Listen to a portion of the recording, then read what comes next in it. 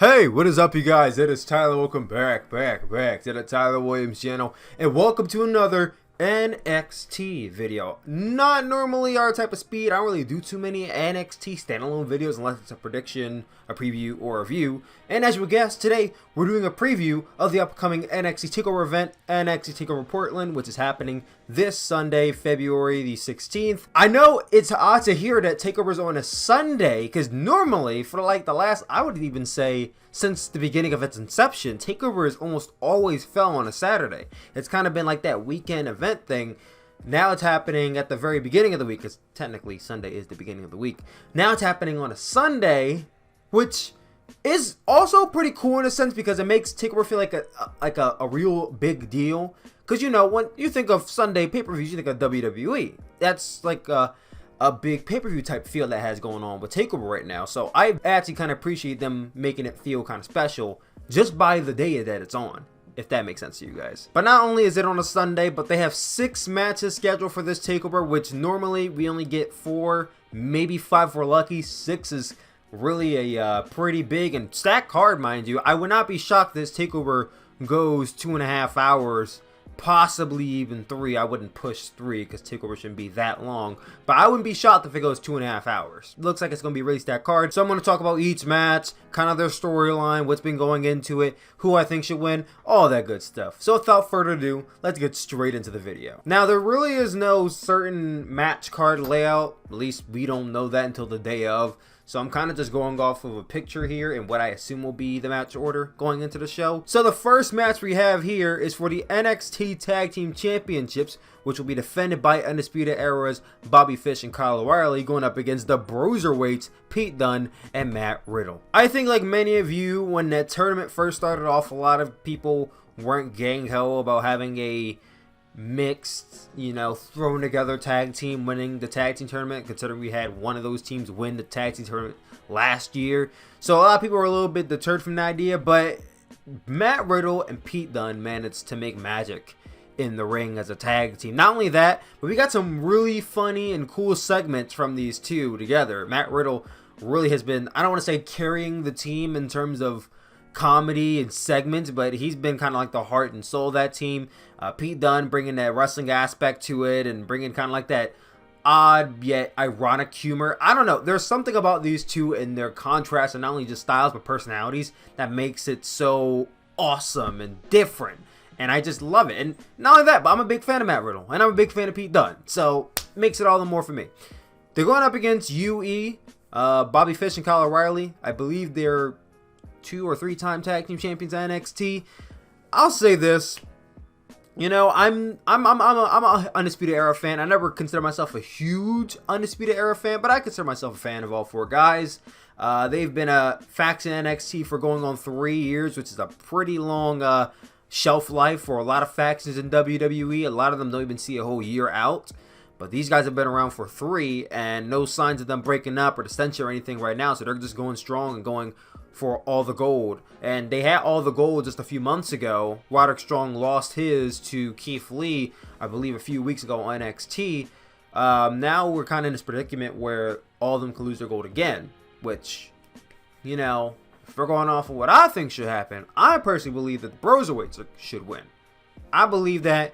Give a little bit of a change of pace in the tag team division, because I feel like the tag team division NXT, it's a weird case, because I feel like the tag team matches itself are always great, you know, on point, really good chemistry between 2 men, well, 4 men really, but the division as a whole, I feel like off the top of my head, I can't tell you all the tag teams in NXT, and most of the time, if it's a tag team match, it's featuring Undisputed Era of some sort, which annoys me to an extent, because I feel like they've been overexposed. But what are you gonna do? They're the champions. They're holding all the championships in NXT. Well, used to. So you kind of have to get used to that at this point, which I'm used to it. I just kind of wish we would step away from that a little bit.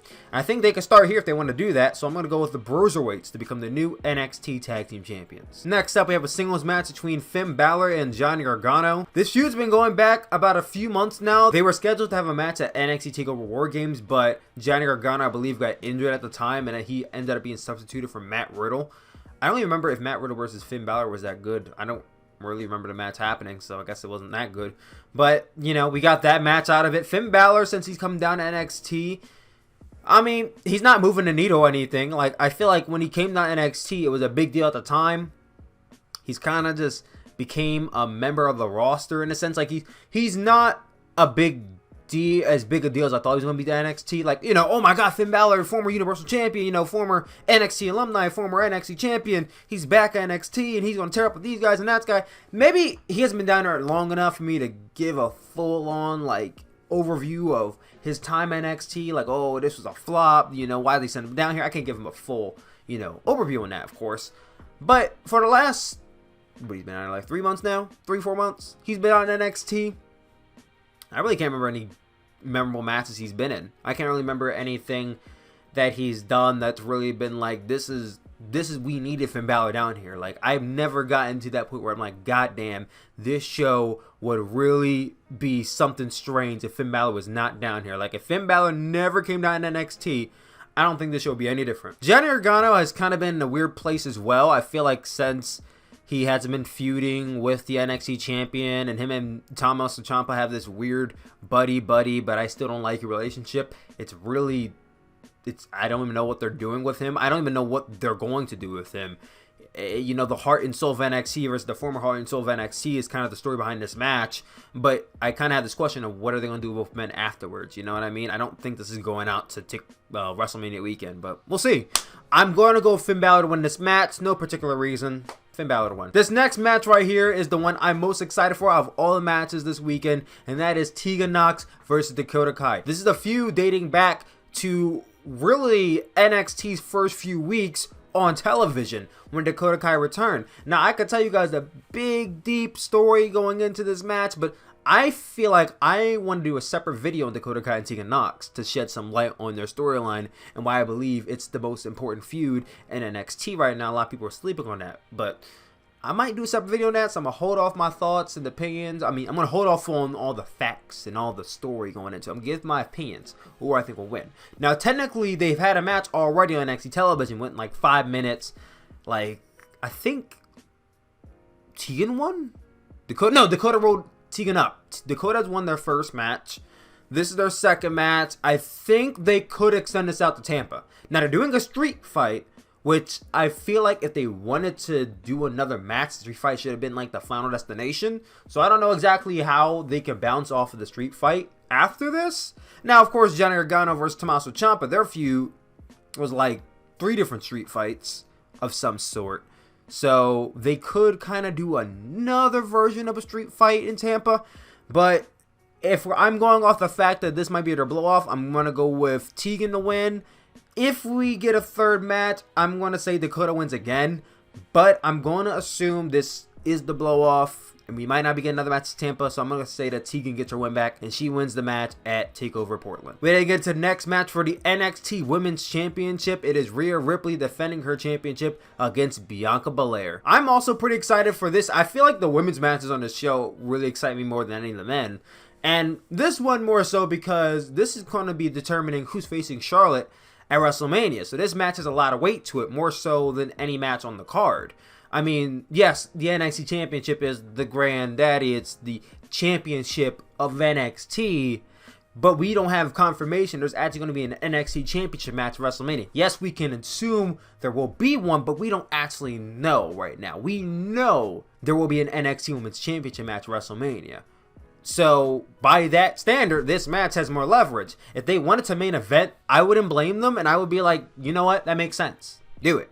If they don't do it, I won't be disappointed. But assuming this match is probably third or second down from the card, who faces Charlotte at WrestleMania? I think they've been really building up Rhea Ripley this whole time. I don't think they're going to swerve us and just go with Bianca. As much as I wouldn't be mad at all if Bianca won, she's so amazingly talented, and I think in the future, she'll be probably one of the future stars of the company. Hopefully, as long as her skin color doesn't get in the way of that. I'm going to go Rhea Ripley to retain her Women's Championship and challenge Charlotte Flair at WrestleMania. We then get to the next match for the NXT North American Championship. It is Keith Lee defending his championship against Dominik Dijakovic. They've had a slew of matches in NXT. Now, this was pre-USA Network era NXT when they were having a lot of their matches I think it started in pre-USA Network era, and then as soon as they started USA Network, that's when they kind of continued it. They had at least like 3 or 4 matches in NXT already. Not gonna lie, the match evokes no emotion from me at this point. I mean, they're 2 big guys. They can do amazing, spectacular things. But I've seen 4 of their matches already. I really don't need to see a 5th or 6th or however many matches they've had already. I really don't care to see another one.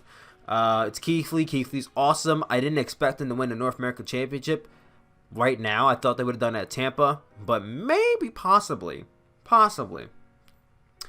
They could be doing a bit of a thing where they put the title on Keith Lee, get him, you know, the fans were behind Keith Lee before the Rumble and after the Rumble, so they kind of felt like, okay, let's put the title on Keith Lee, you know, keep the ball rolling. They could take the title off of Keith Lee if they want to put him on the main roster. Now, I get the sense that they're going to want to push Keith Lee on the main roster at some point in time. Question is when.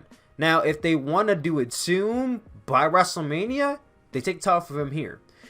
If they want to extend it out a little bit more with Keith Lee as champion, I think they have him retained. I don't know exactly what they're going to do, but if I'm in their shoes, I'm going to say that Keith Lee retains the title here. I don't think there's really a need to just like take it off him right away because he's only been champion for like a month.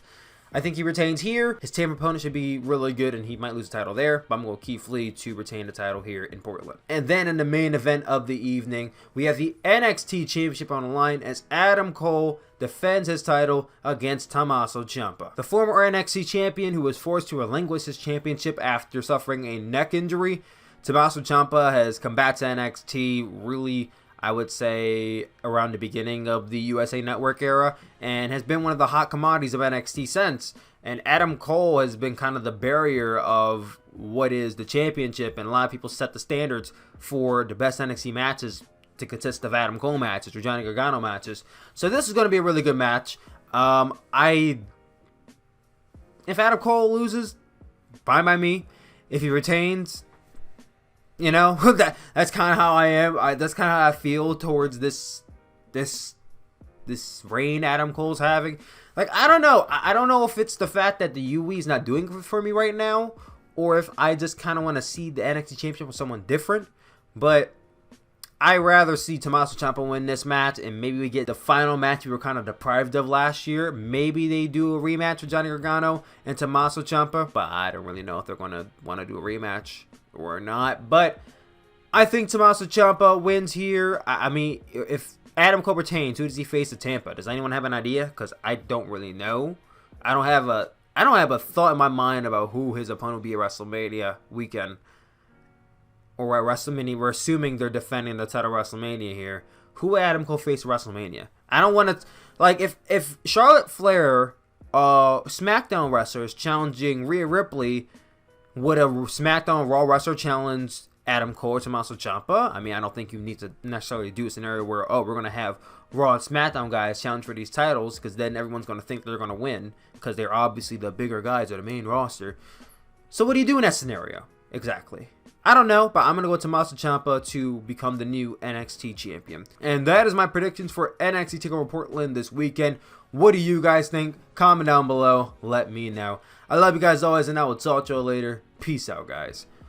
Oh, wait, just a reminder, I am not live streaming this weekend. I will be watching this with my family down in PA, so I won't be doing a live stream of TakeOver this weekend, but expect the review for TakeOver to go up the next day. Really excited about that.